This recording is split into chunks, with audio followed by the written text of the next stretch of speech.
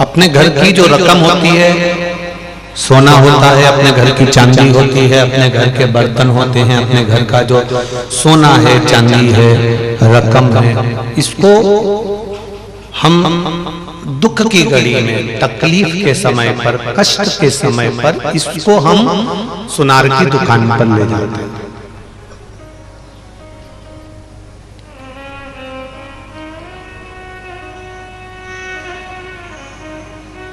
बोलो सही है कि गलत है? जब दुख आया, जब तकलीफ आई, जब कष्ट आया, जब दिक्कत आई, तकलीफ आई, तो हम घर के सोने को बनिए की दुकान पर, सुनार की दुकान पर, सराफा की दुकान पर ले जाते हैं और कहते हैं भैया ये रख लो, मेरा दुख की घड़ी है, मेरे समय तकलीफ का है, कष्ट है, थोड़ी तकलीफ चल रही है, थोड़ा दुख चल रहा है, थोड़ा कष्ट चल रहा है, थोड़ी तकलीफ की घड़ी है, इसलिए इसको तुम रख लो और रखकर मुझे थोड़ा सा पैसा दे दो जिससे मैं अपना कर्जा चुका लूं, जिससे मैं अपना कष्ट मिटा लूं। बोलो सही है?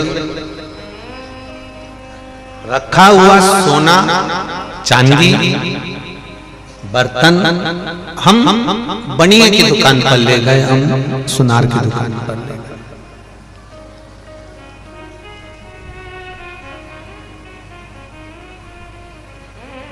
सोने को, चांदी को, बर्तन को हम सुनार की दुकान पर इसलिए ले गए क्योंकि दुख की घड़ी चल रही थी, तो हमारा दुख मिट गया, थोड़ा सा कर्जा हो गया है, दे देंगे, पैसा आ जाएगा, हम अपना दुख मिटाएंगे।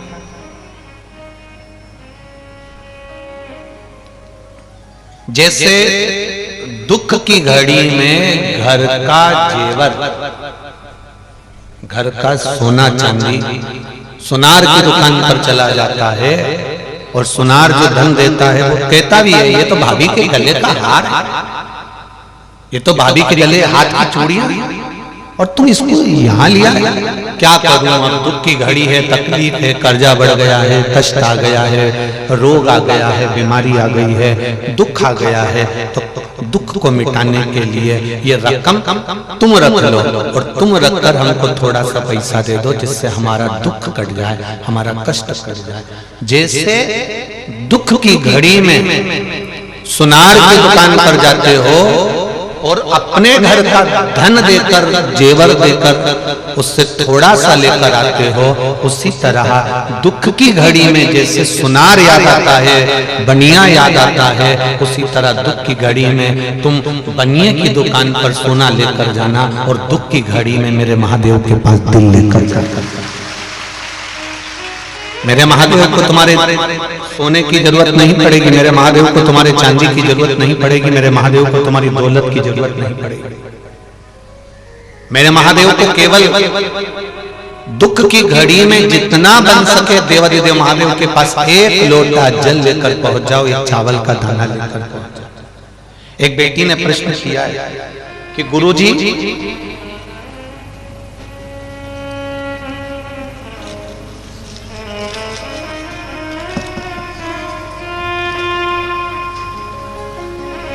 शिव जी को चढ़ाने के लिए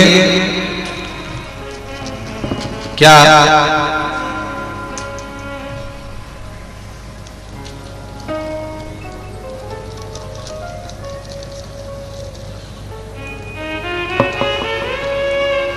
बासमती चावल जरूरी है?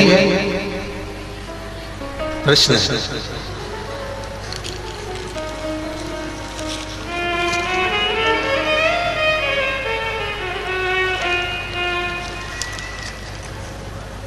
ये प्रश्न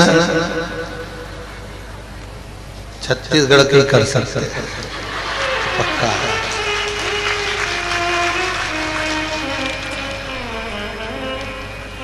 प्रेमलता सिंह पति वीरेंद्र सिंह, बालोदा बाजार,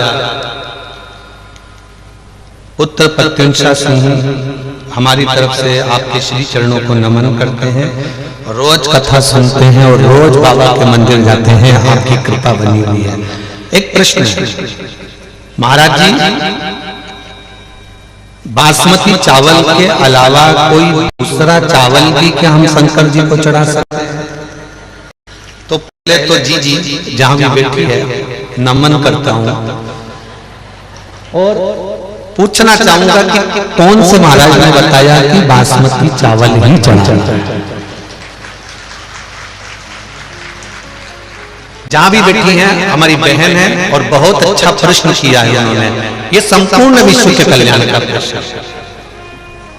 आज लोगों ने भगवान शंकर की पूजन को या देवताओं की पूजन को महंगा करना चालू कर दिया, पर मेरे देवाधिदेव की पूजन में कुछ महंगा नहीं है। उसको तो एक लोटा जल सारी समस्या का हल है। उसके पास में ये जरूरी नहीं कि तुम बासमती चावल चढ़ाओ या बहुत सारा भगवान को बहुत मेवा दीजिए या भगवान को बहुत सारा धन दीजिए। भगवान कभी नहीं कहता कि मुझे बासमती चावल चढ़ाना। जब शंकर जी थे उस समय पर बासमती चावल था।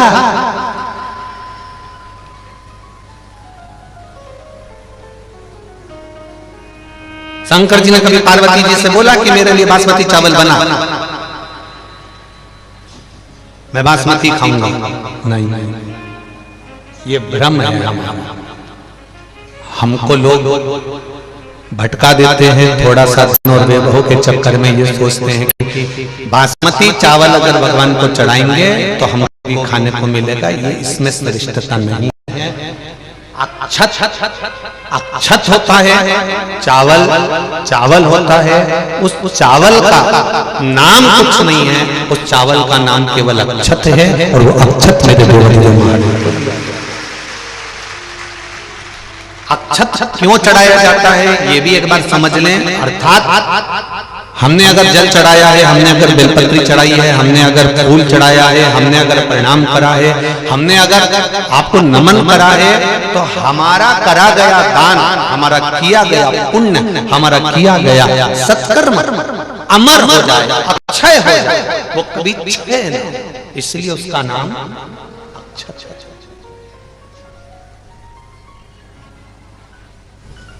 वो कभी समाप्त ना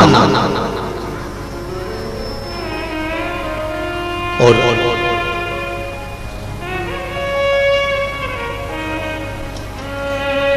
पूरी दुनिया में दान करके देखिए, सारे व्रत कर देखिए, सारे उपास कर देखिए। चतुर्थी का व्रत कर लो, तीज का व्रत कर लो, पंचमी का कर लो, छठ का कर लो, तुम्हारी मर्जी पड़े जो व्रत करो। तुम्हारा मन पड़े उतना दान करो, तुम्हारा मन पड़े उतना दो, तुम्हारा मन पड़े उतना दे दीजिए, मना नहीं है। सारी दुनिया में करा गया दान, सारे करे गए व्रत पुण्य, इन व्रत का पुण्य, इन दान का पुण्य जो हमारे पास में है, हो सकता है हमारे मरते मरते तक पुण्य हमारा समाप्त हो जाए। हमने किसी को गलत दृष्टि से देख लिया, पाप हो गया। हमने गलत बोल दिया, पाप हो गया। हमने गलत सुन लिया, पाप हो गया। हो सकता है कि हमने जो पुण्य इकट्ठा करा था वो धीरे धीरे धीरे धीरे समाप्त हो जाए। पर शिव महापुराण में किया गया दान, शंकर के मंदिर में चढ़ाया गया एक अक्षत, एक लोटा जल, या शंकर के अनुमोदन में या शिव तत्व में या शंकर का नाम लेकर कोई व्रत करा है, शिव का नाम लेकर कोई दान करा है, शंकर का नाम लेकर कोई पुण्य करा है, तो वो कभी समाप्त नहीं होता। वो अजर और अमर, वो कभी समाप्त नहीं होता। सारे पुण्य मरते समय तक समाप्त हो सकते हैं। जैसे आपके पास में 10,000 रुपए हैं, अब आपके पास में 10,000 रुपए हैं तो आपने वो 10,000 रुपए में गैस की टंकी भी खरीद ली, लाइट का बिल भी दे दिया, खाने का सामान भी लिया है, डीजल का पेट्रोल का भी लगा दिया। अब तुम्हारे पास में वो 10,000 रुपए जो रखे थे वो तो सारे के सारे खत्म हो गए। कहीं जा रहे थे वो 10,000 रुपए तुम्हारे समाप्त हो गए। ध्यान देना, हमने व्रत करा 2,000 कमाए, हमने तप करा 2,000 कमाए, हमने पुण्य समझ लो व्रत कर कर, तप कर कर, साधना कर कर, दान कर कर, भजन कर कर, कथा सुनकर, कीर्तन कर कर हमने पुण्य तो इकट्ठा कर लिया। पर हो सकता है कि मरते समय तक हमारा सारा पुण्य धीरे धीरे धीरे धीरे करके समाप्त हो जाए। पर शिव महापुराण का पुण्य जो आप शंकर भगवान की या पावन कथा सुन रहे हो आस्था चैनल पर, फेसबुक पर कथा को श्रवण कर रहे हो, जितना आप आनंद के साथ इस कथा को श्रवण कर रहे हो, पंडाल में बैठकर कथा सुन रहे हो, चाहे तुम्हारा मन पड़े जहां बैठकर कथा सुन रहे हो, पशुपति व्रत कर रहे हो, सोमवार का व्रत कर रहे हो, शंकर जी के मंदिर में एक लोटा जल चढ़ा रहे हो, ये लिख कर रख लेना, ये पुण्य तुम्हारा जीवन पर्यंत समाप्त नहीं होता, ये अजर और अमर, ये कभी समाप्त नहीं होगा, ये निश्चित रहेगा। अक्षय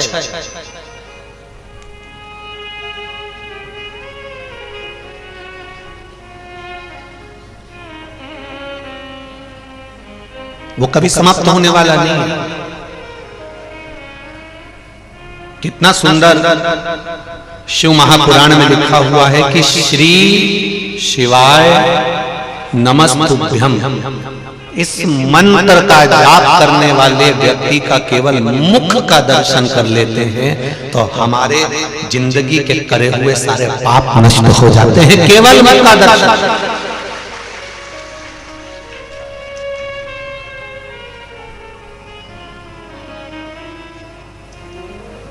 केवल मुखाग्रविंद का दर्शन करने वाले, दुख की घड़ी में घर का सोना, दुख की घड़ी में तकलीफ के समय पर घर की चांदी, घर का सोना सुनार की दुकान पर जाता है, उसी तरह दुख की घड़ी में तुम किसी के दरवाजे पर हाथ पैर जोड़ने मत जाओ। दुख की घड़ी आए तो जैसे घर का सोना सुनार के पास जाता है, ऐसे दुख की घड़ी में तुम मेरे महादेव के पास जाओ और उससे दिल से कहो, वो दिल से सुने, कहो उसको।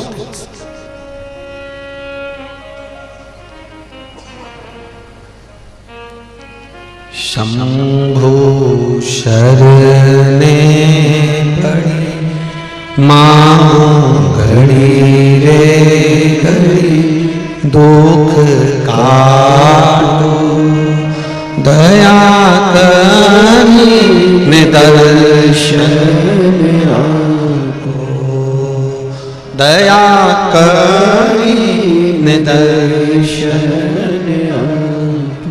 घर का सोना दुख के समय पर सुनार के आ जाता है, जब दुख की घड़ी आए कहीं जाओ मत जाओ, पर मेरे महादेव के पास 2 क्षण, 1 पल, 1 घड़ी जाकर बैठो, जाओ।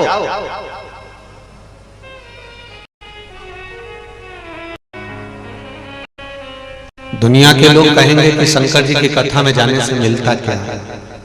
कुछ मिले चाहे ना मिले, पर इस दिल को सुकून बहुत मिलता है। कुछ मिले ना मिले, सुकून मिलता है।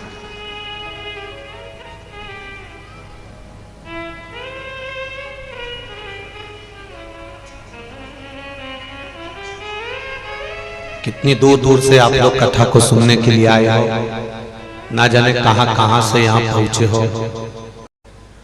ठंड कड़ाके की पड़ रही है,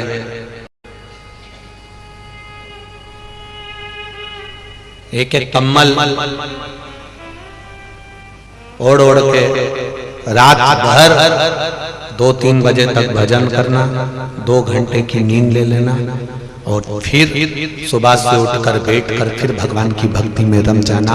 तुम्हारे बराबर दुनिया में कोई साधु, कोई सन्यासी, कोई तपस्वी नहीं।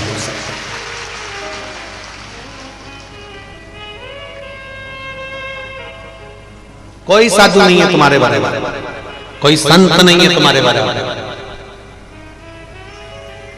एक पत्र आया है, थोड़ा सा समिति वालों को जरूर बुरा लगेगा, लग जाए।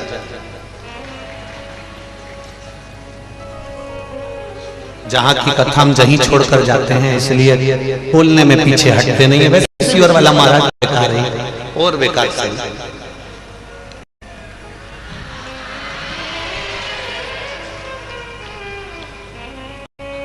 पत्र में लिखा है, मैं टीवी वालों से भी कहूंगा इस पत्र को जरूर आप बताना, निशुल्क की चाय नहीं चाहिए, निशुल्क का नाश्ता भोजन नहीं चाहिए, निशुल्क का भोजन भी नहीं चाहिए। हमें केवल पंडाल में बैठकर शिव महापुराण की कथा चाहिए।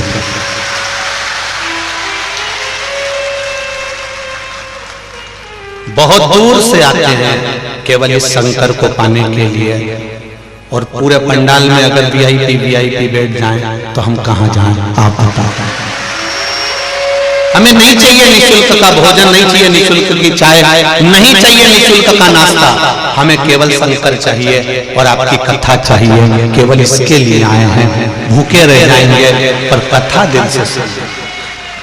अब मेरा थोड़ा सा इस व्यासपीठ से समिति से भी निवेदन है, जो कार्यकर्ता हैं उनसे भी निवेदन है, बहुत दिल में इनके इतनी ठंड में कड़ाके में आपके घर के जितने कार्यकर्ता बैठे हैं, अपने घर की माता को, अपने घर के पिता को इतनी कड़क की ठंड में यहाँ लाकर पटक कर देखो एक बार,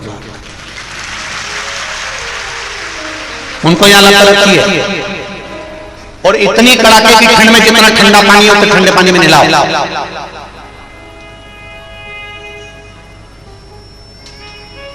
और फिर कहो कि शिव महापुराण की कथा सुनो। कथा में भगवत भजन का बल होना चाहिए, भगवत भक्ति का बल होना चाहिए, भगवत स्मरण का बल होना चाहिए। और जब यह भजन का बल बढ़ता है तब सुख अपने आप मिलता है। दो तरह की लाइन लगती है महाकाल बाबा के दर्शन के लिए, सुन लेना जरा अच्छे से। तिरुपति के दर्शन के लिए दो तरह की लाइन लगती है ना, तुम जहां दर्शन करने जाओगे वहां दो तरह की लाइन मिलेगी। एक धर्म के धक्के, लाइन लगाओ चलते जाओ, और एक 500 रुपए जमा करो टिकट लो, 200 रुपए जमा करो टिकट लो, फिर महाकाल का दर्शन करो। एक वो लाइन। अब तुम दिल से बोलना रे छत्तीसगढ़ वालों, किस लाइन का फल अधिक मिलेगा? जो धर्म के धक्के खाकर गया है। धक्का मतलब अभी तक हमने भगवान के दरवाजे पर खड़े होकर लोगों के धक्के खाते भगवान के सामने जब पहुंचे हैं तो भगवान ने कह दिया, महाकाल राजा ने, कि तूने मेरे दरवाजे पर धक्का खा लिया, अब कहीं नहीं खाएगा, ये निश्चित है। अब तू वो धक्का कहीं नहीं खाएगा, अब तूने मेरे दरवाजे का धक्का खा लिया। मेरा महाकाल बाबा, मेरा महाकाल राजा कह रहा है, अब तू मेरे दरवाजे पर धक्का खाते खाते आ गया। कल 5 तारीख को सीहोर में जो मेडिकल की रिपोर्ट देखकर भी रुद्राक्ष देते हैं, वो कल से सुबह से बंद हो जाएंगे। तो आज 2 लाख से लोग ऊपर सीहोर पहुंच गए। अब सीहोर के लोग आधे टेंशन में पड़े कि ये हो क्या। अच्छा, ऐसी उम्मीद तो हमको भी नहीं थी कि तुम यहां से माइक से निकलेगा और तुम वहां पहुंच जाओगे। ये तो हमको मालूम होता तो हम 4 तारीख ही बोल देते, क्या कल ही से बंद। और यहां जितनी ठंड पड़ रही है उससे 4 गुना ज्यादा ठंड सीहोर पड़ रही है। 4 डिग्री टेम्परेचर है, यहां से ज्यादा ठंड पड़ रही है। उसके बाद भी आपका विश्वास, आपका भरोसा और आपकी दृढ़ता इतनी प्रबल है कि आप भक्ति के बल पर करो विश्वास शिव पर। दुख की घड़ी में सोना जाए सुनार की दुकान पर, दुख की घड़ी में घर का जेवर दुकान जाता है दुकान पर। दुख की घड़ी में तुम सोना भले लेकर मत जाना, चांदी भले लेकर मत जाना, बासमती चावल भले मत लेकर जाना। दुख की घड़ी में ये दिल लेकर मेरे महादेव के पास चले जाना। समझ, केवल दिल, केवल विश्वास, केवल भरोसा, दृढ़ता, विश्वास।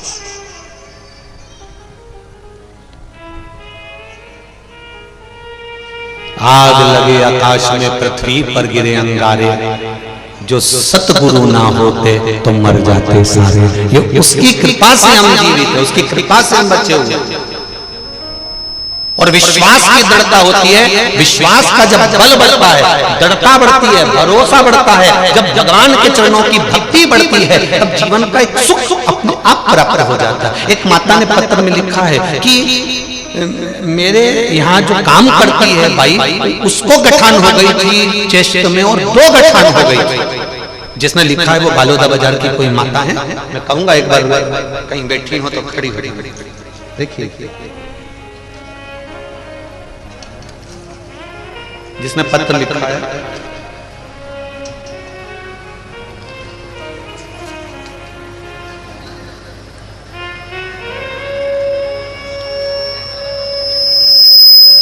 शंभु शरणे मांगू घड़ी रे दुख काटो दया करी मैं दर्शन आपो शंभु शरणे पड़ी मांगू घड़ी रे घड़ी दुख काटो दया करी मैं दर्शन आपो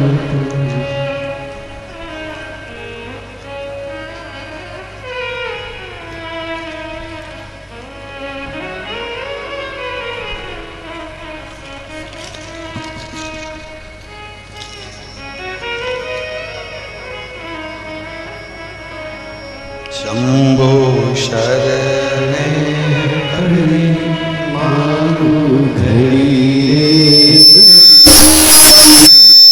काटो दया तरी मैं दर्शन आपो ओ दया तरी मैं दर्शन आपो पत्र इसी में कहीं है जो जिन्होंने लिखा है वो खड़ी हो जाए अगर बैठी हो कि हमारे यहाँ कोई एक कार्य करती है भाई और उनको चेस्ट में गठान हो गई और हॉस्पिटल में भी दिखाया दूसरे हॉस्पिटल में भी दिखाया फिर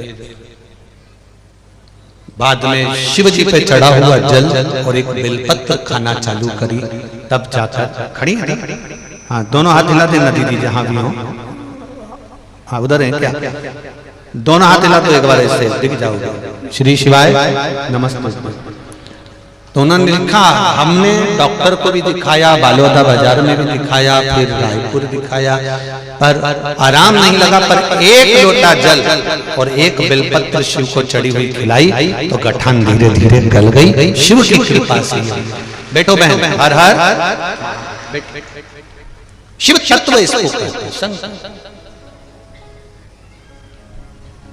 आप जितना विश्वास कर कर भगवान शंकर को जल चढ़ाओगे जितना विश्वास कर कर आप भगवान शंकर की शरणागति ग्रहण करोगे जितना विश्वास कर कर आप शंकर भगवान को रिझाओगे उतना देवदेव महादेव देवता चढ़ाना भी कितना है एक चावल का दाना एक बेलपत्र और बेलपत्र नहीं भी है तो शिव जी पे चढ़ी हुई बेलपत्र धोकर वापिस भगवान शंकर को चढ़ा देने पर भी मेरा शिव स्वीकार कर लेता है उसके मन में ये भाव नहीं होता कि तुम कहां से दे रहे हो किसका दे रहे हो वो तो ये मानता है कि तेरा स्पर्श मात्र कि तेरा केवल स्पर्श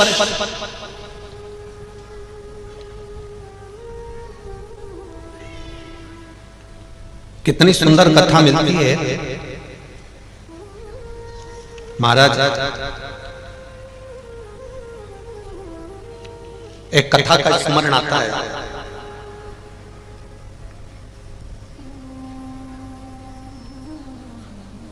एक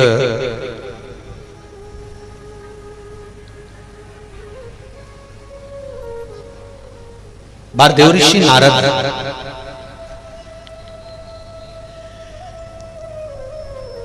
भगवान ब्रह्मदेव के पास जाते हैं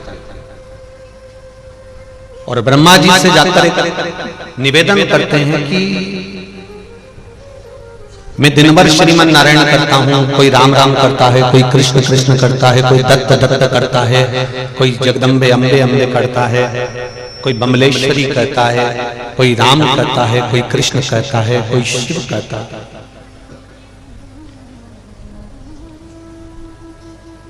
अगर मान लो भूमंडल पर संसार सागर में कोई भगवान शंकर का नाम लेने वाला है भगवान शिव का स्मरण करने वाला है तो उसके स्पर्श का क्या लाभ है उसके स्पर्श का क्या सुख ब्रह्मा जी ने कहा एक बार काशी में चंद्रवंश के अंतर्गत एक बड़े वीर राजा हुए जिनका नाम था दशरथ जिनका नाम दशहर था और जिनका विवाह एक बड़ी सुंदर कन्या के साथ में, जिसका नाम था कलावती के साथ हुआ। दशहर जो राजा थे वो बड़े दानी थे, पुण्यात्मा थे, भजनी थे, कीर्तनी थे, स्मरण करने वाले थे। जरा देखिए आशुतोष भगवान का चरित्र। आप लोग जो पशुपति व्रत करती हो, आप लोग जो जल चढ़ाने जाते हो, आप लोग एक चावल का दाना चढ़ाने जाते हो, आप एक धतूरा, एक बेलपत्र, एक फूल की पंखड़ी चढ़ाने जाते हो, या नहीं भी चढ़ाकर शंकर मंदिर को मात्र दर्शन कर कर जाते हो, वो भी नहीं कर पाते तो शिखर का दर्शन कर कर निकल जाते हो। वो एक शब्द इस दशहर राजा का शिव महापुराण का श्रवण करिएगा। दशहर राजा की धर्मपत्नी कलावती,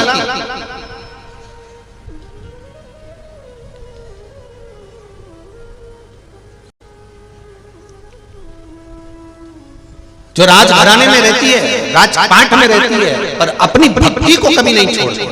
उसका नियम, ब्रह्मा जी कहते हैं, एक नियम बड़ा प्रबल है। एक लोटा जल लेकर भगवान शंकर के मंदिर में जाती है, मंदिर को पहले पूरा साफ करती है, साफ करने के बाद एक लोटा जल देवादिदेव महादेव को समर्पित करती है। फिर उसका एक नियम रहा है कि वो जल चढ़ाने के बाद में जो जलाधारी है, ये आज तो लेटर में भी शंकर जी हैं तो आपको समझा दें। हम देखो ये यहाँ जल चढ़ाया, जितने लोग टीवी पर देख रहे हैं वो भी देखिए, यहाँ जल चढ़ाया।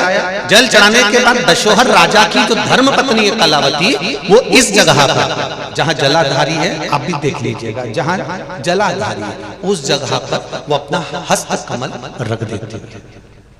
जो जलाधारी होती है इस जगह पर, इस स्थान, और जितने लोग टीवी पर देख रहे हैं इस स्थान, वो अपने हस्त कमल को कलावती।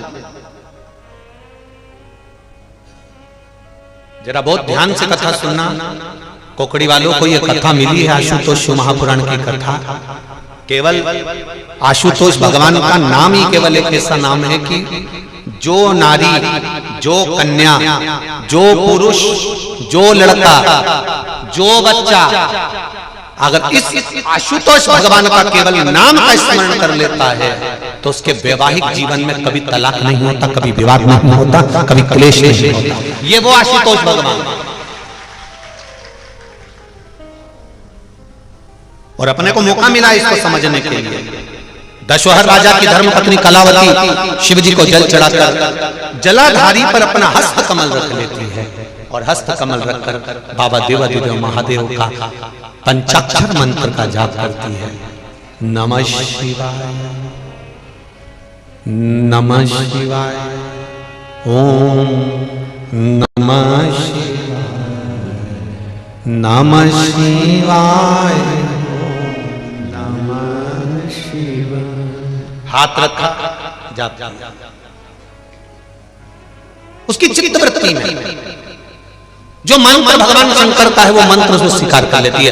कभी वो श्री शिवाय नमस्तुभ्यं, कभी वो पंचाक्षर, कभी वो महामृत्युंजय, वो मंत्र का, कभी गौरी शंकर के मंत्र का भी स्मरण कर लेते हैं।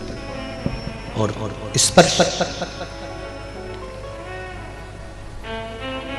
चलिए रोज का नियम, जल चढ़ाया, स्पर्श किया।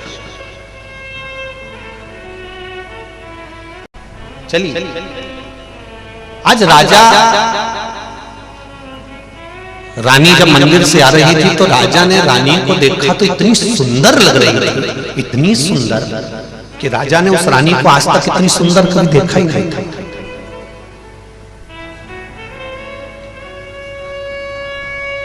राजा ने कभी रानी को इतना सुंदर देखा ही नहीं था। ब्रह्मा जी स्वयं देवर्षि नारद से कह रहे हैं कि सुनो नारद, जब वो जिस समय पर वो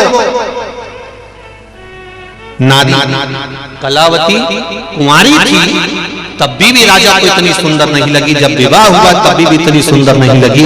दशोहर राजा को उस दिन वो इतनी सुंदर लगी जिस दिन वो देवादिदेव महादेव के मंदिर से आ रही थी। हमने पहली कथा में कहा क्रीम की चमक 3 महीना, 2 महीना, 4 महीना रहेगी। क्रीम की चमक 2, 4, 8 दिन रहेगी, और तुम्हारे अच्छे कर्म की चमक जिंदगी भर रहेगी। थोड़ा क्रीम लगा लोगे तो चमक जाओगे, माना चमक जाओगे, पर चमकने के साथ में जो कर्म की चमक होती है वो श्रेष्ठ होती है।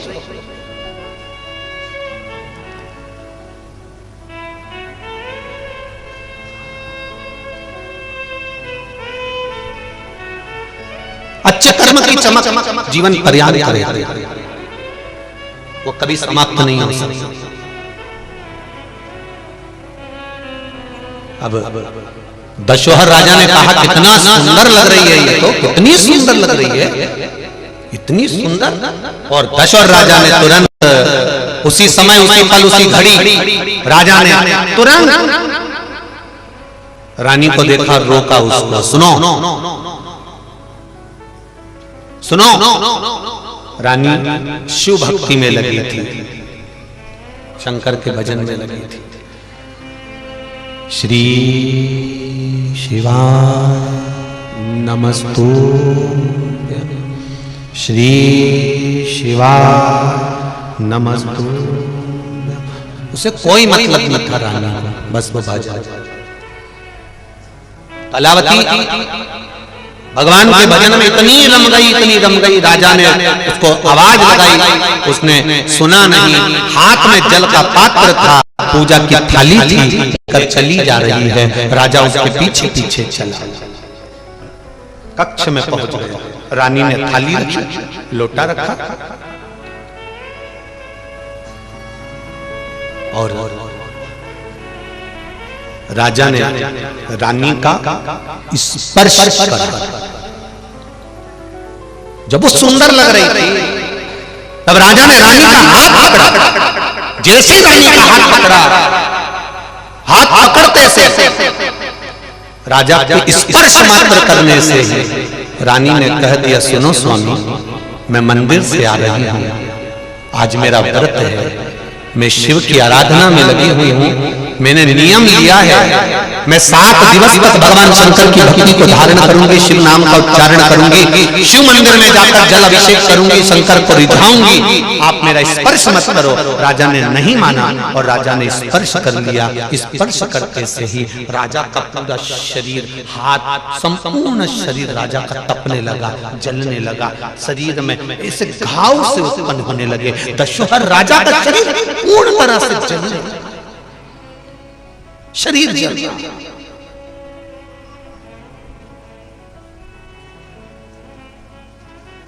कलावती कह रही, आप मुझसे दूर हो जाओ, आप मुझसे दूर हो जाओ। राजा ने फिर भी नहीं माना। हाथ जल रहा है, शरीर तप रहा है रानी का, और तपते हुए शरीर को भी राजा दशोहर ने पकड़ना चाहता।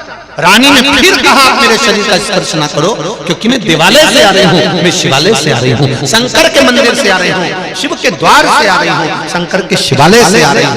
किसी मंदिर से अगर मैं आती तो चल जाता, पर मैं आ रही हूँ शिवालय से। मंदिर में और शिवालय में अंतर होता है। मंदिर में भगवान की मूर्ति की प्राण प्रतिष्ठा रहती है, और शिवालय में शंकर का शिवलिंग रहता है। भले वो प्रतिष्ठित हो गया, पर शिव रोज भ्रमण पर जाते हैं, इसलिए वो उनका घर है, वो शंकर का घर है, वो मंदिर नहीं, शिवालय है। शंकर जहां निवास कर रहा है, दुख मिटाने के लिए जहां बैठा है, कष्ट मिटाने के लिए जहां बैठा है, हमारे रोग तकलीफ को मिटाने के लिए जहां बैठा है, वो शिवालय के अंदर बैठा है। तुम मेरा स्पर्श मत करो। नहीं माना राजा। राजा का शरीर तप गया, पूरे शरीर में छाले पड़ गए। दशोहर राजा के पूरे शरीर में छाले छाले, पूरा शरीर।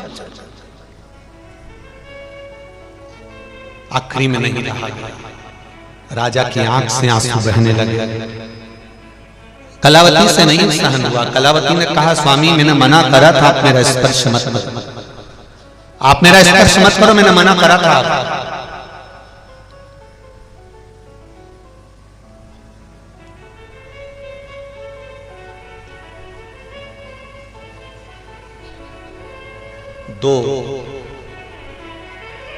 समय ऐसा होता है जिस समय पर किसी नारी को अपशब्द